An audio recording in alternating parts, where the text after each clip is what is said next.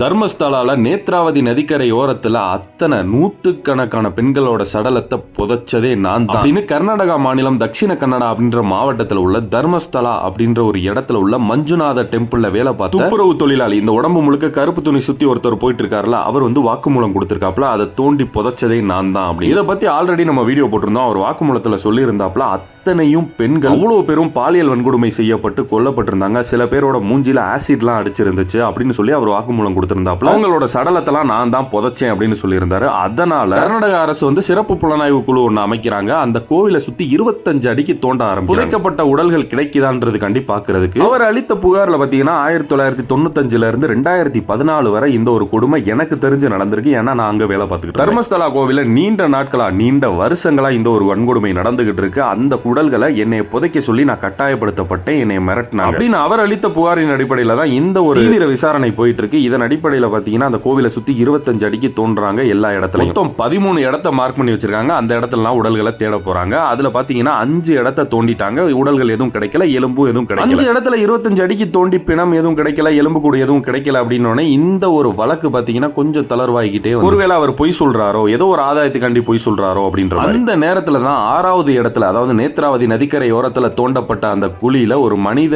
எலும்பு, சிதைந்த எலும்பு கிடைச்சது. அந்த எலும்பு கூட எடுத்து இப்ப ஆய்வு நடத்தப்படும். அடுத்து என்ன நடந்துச்சு அப்படின்றத நான் அடுத்த வீடியோல சொல்றேன். ஆனா பாருங்க, இத பத்தி ஒருத்தனும் வாயை திறக்க மாட்டேன். நான் எந்த ஒருத்தன்னு சொல்றேன்றது உங்களுக்கே தெரியும். இதுவே ஒரு சர்ச்சு பக்கத்திலேயோ இல்ல ஒரு மசூதி பக்கத்திலேயோ நடந்துருந்துச்சுன்னா இந்நேரம் எத்தனை பேர் சாட்டை எடுத்து ரோட்டு கிளம்பி இருப்பாங்க, நீங்களே யோசிச்சுக்கோங்க.